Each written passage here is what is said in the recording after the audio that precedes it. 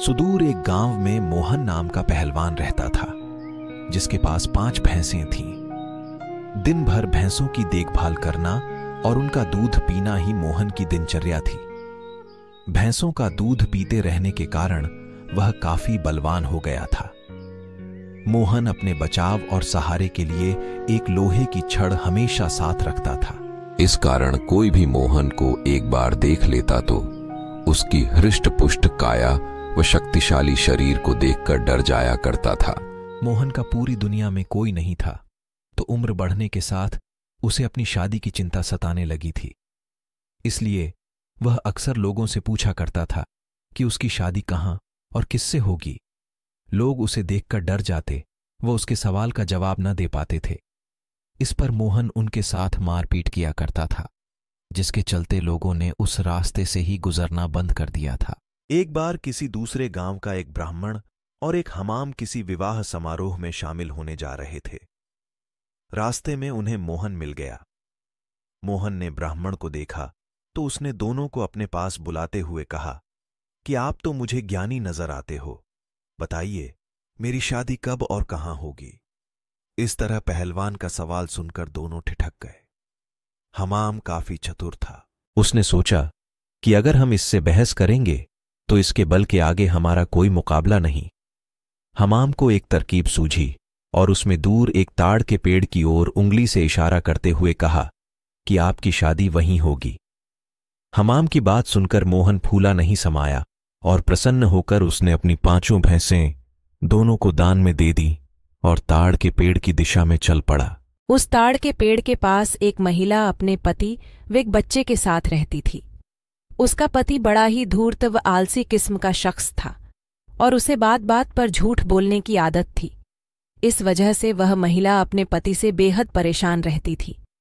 काफी दूर तक पैदल चलने के बाद जब मोहन ताड़ के पेड़ के पास पहुंचा तो वह औरत घर के बाहर निकली। घर के आंगन में प्रवेश करते हुए मोहन लड़खड़ा कर गिर पड़ा और उसका एक हाथ औरत के गाल पर तमाचे की तरह लग गया। औरत को लगा कि पहलवान जरूर उसके पति को जानता होगा। अपने एक हाथ से गाल मलते हुए औरत ने पहलवान को अतिथि कक्ष में बैठने के लिए कहा और उसे जलपान कराने लगी। इतने में औरत का पति वहां पहुंच गया। एक पराये मर्द के साथ अपनी पत्नी को देखकर वह गुस्से से मोहन की ओर इशारा कर पत्नी से पूछने लगा कि यह शख्स कौन है। औरत ने डरते हुए कहा कि उसे लगा कि वह परिचित है, इसलिए उसने उसे भीतर आने दिया। अपनी पत्नी की बात सुनकर वह शख्स और भी क्रोधित हो गया और लड़ने के लिए मोहन की ओर झपका। शख्स को रोकने के लिए मोहन ने अपने लोहे की छड़ उसके सिर पर रख दी, जिससे वह आदमी वहीं मर गया। यह सब दृश्य देखकर उसकी पत्नी रोने लगी। माहौल को देखकर पहलवान वहां से जाने लगा तो उस औरत ने मोहन को रोक लिया और कहने लगी कि उसके पति के अलावा घर में कमाने वाला कोई नहीं था और उनकी मृत्यु के बाद अब तुम्हें हमारे साथ ही रहना होगा। इसके बाद मोहन उस औरत के साथ उसी घर में रहने लगा। मोहन को भैंसों का दूध पीने के अलावा कोई काम नहीं आता था।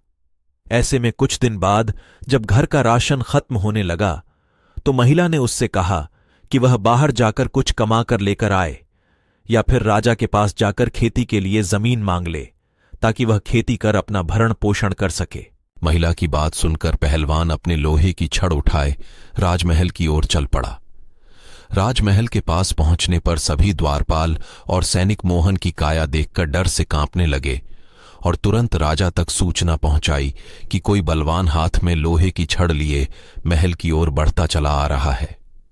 सूचना पाकर राजा ने तुरंत अपने मुंशी को बुलाया और उसे तत्काल पहलवान के पास जाकर आने का कारण पूछने को कहा।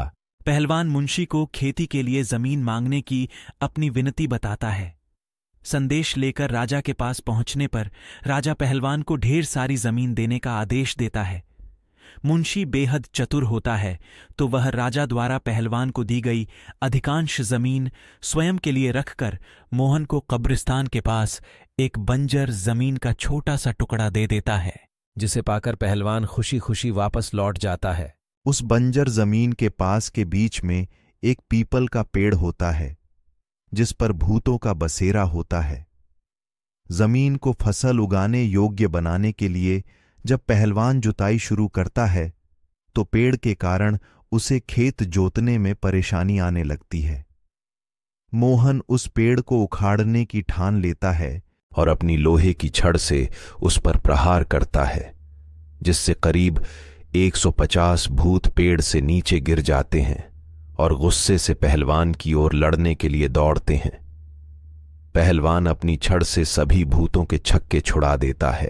पहलवान से जीतना असंभव जानकर भूत मोहन के सामने पेड़ न काटने की गुजारिश करने लगे।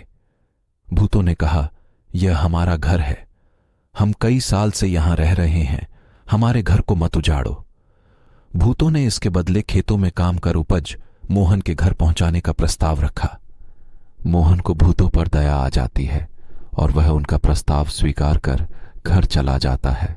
इसके बाद से भूत समय समय पर पहलवान के घर हर फसल पहुंचाने लगे। एक बार उन भूतों का गुरु उनसे मिलने आता है। सभी भूतों को दुबला पतला व कमजोर देखकर वह उनकी दुर्दशा का कारण पूछता है। भूतों से पूरा वृतांत सुनकर गुरु पहलवान को सबक सिखाने की ठानता है और उसके घर की ओर चल पड़ता है। भूतों का गुरु एक बिल्ली का रूप धारण कर पहलवान पर हमला करने की योजना बनाता है। उन दिनों पहलवान के घर में रोज एक बिल्ली रसोई में घुसकर सारा दूध पी जाती थी, जिससे वह काफी परेशान था। उस दिन पहलवान भी उस बिल्ली को सबक सिखाने के लिए दरवाजे के पीछे छिपकर बिल्ली का इंतजार कर रहा होता है।